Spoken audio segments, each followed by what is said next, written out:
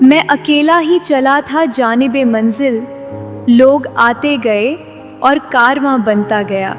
आज मैं आपको एक ऐसे ही शख्स के बारे में बताने जा रही हूँ जिसने साहित्य की दुनिया में एक नया मुकाम हासिल किया है। हर इंसान की जिंदगी में कुछ ऐसे मोड़ आते हैं जो उसे उसकी असली पहचान तक पहुंचा देते हैं। यह कहानी है एक ऐसे ही शख्स गौरव त्रिपाठी की, जिसने पत्रकारिता से शुरू किया सफर, लेकिन अपनी पहचान बनाई हास्य और व्यंग्य की दुनिया में। साल 1985, उत्तर प्रदेश का शाहजहांपुर जिला, यही जन्म हुआ गौरव त्रिपाठी का। बचपन से ही उन्हें किताबें पढ़ने का बेहद शौक था। शायद यही वजह थी कि शब्दों से उनका रिश्ता बहुत जल्दी जुड़ गया। हाई स्कूल की परीक्षा प्रथम श्रेणी में पास करने के बाद उन्होंने इंटरमीडिएट और बीएससी की पढ़ाई भी शाहजहांपुर से की। संगीत में रुचि होने के कारण उन्होंने प्रभाकर की डिग्री भी हासिल की।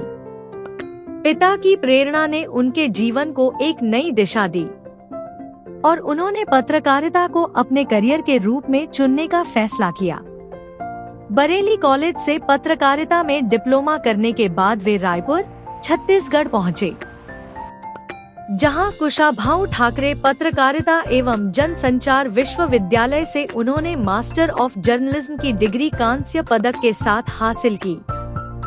छत्तीसगढ़ में बिताए गए इन 2 वर्षों के दौरान उनका झुकाव गद्य व्यंग्य साहित्य की ओर बढ़ने लगा। धीरे धीरे उनके व्यंग्य लेख वहां की विभिन्न पत्र पत्रिकाओं में प्रकाशित होने लगे और यहीं से शुरू हुआ उनके साहित्यिक सफर का एक नया अध्याय। पढ़ाई पूरी करने के बाद वे नौकरी की तलाश में उत्तराखंड के हल्द्वानी शहर पहुंचे, जहां उन्होंने अमर उजाला समाचार पत्र से अपने करियर की शुरुआत की। लेकिन पत्रकारिता के साथ साथ साहित्य के प्रति उनका प्रेम भी लगातार बढ़ता रहा। हल्द्वानी में साहित्यिक आयोजनों की कमी महसूस हुई तो उन्होंने दिल्ली की राह पकड़ ली। दिल्ली में वरिष्ठ साहित्यकारों का स्नेह और मार्गदर्शन उन्हें मिला। यहीं से उन्हें साहित्य अकादमी, हिंदी अकादमी और विश्व पुस्तक मेले जैसे महत्वपूर्ण मंचों तक पहुंचने का अवसर मिला। इसके अलावा कोटा, जमशेदपुर और डलहौजी जैसे शहरों में आयोजित साहित्यिक कार्यक्रमों में भी उन्होंने भाग लिया। साहित्यिक यात्राओं के दौरान उन्हें दक्षिण चीन के हांगकांग और मकाऊ जाने का अवसर भी मिला।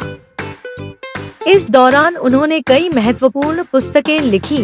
पैकेज का पपलू, दोराहे पर जिंदगी, कपूत और दामोदर दा। हास्य और व्यंग्य के प्रति उनकी गहरी साधना को देखते हुए उनका नाम व्यंग्यकारों की 8वीं पीढ़ी के रूप में व्यंग्य के इतिहास में दर्ज किया गया। इतना ही नहीं, हल्द्वानी के MBPG कॉलेज की 2 छात्राओं ने उनकी पुस्तकों पर शोध कार्य भी किया। समय के साथ पारिवारिक जिम्मेदारियां बढ़ी तो उन्होंने बाहरी कार्यक्रमों से दूरी बनाकर अपने क्षेत्र में साहित्य को आगे बढ़ाने का निर्णय लिया। यहीं से उनके जीवन में एक नया अध्याय शुरू हुआ।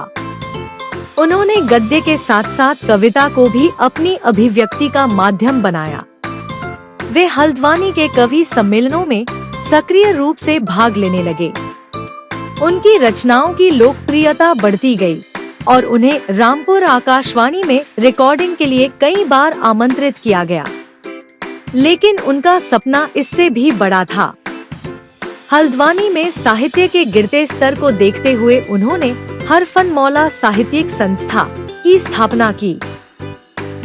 इस संस्था के माध्यम से उन्होंने कई बड़े कवि सम्मेलनों का आयोजन किया और साहित्य को आम लोगों तक पहुंचाने का प्रयास किया।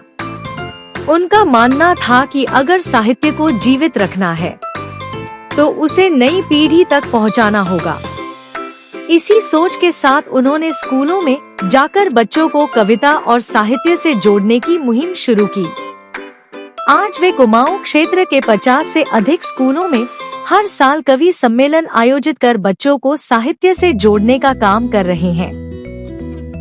बच्चों में साहित्यिक रुचि बढ़ाने के लिए उन्होंने कई बाल काव्य संग्रहों का संपादन भी किया, जिनमें बच्चे ऑनलाइन हैं, पप्पू बैठा परीक्षा में और टॉपर टनाटन विशेष रूप से चर्चित रहे।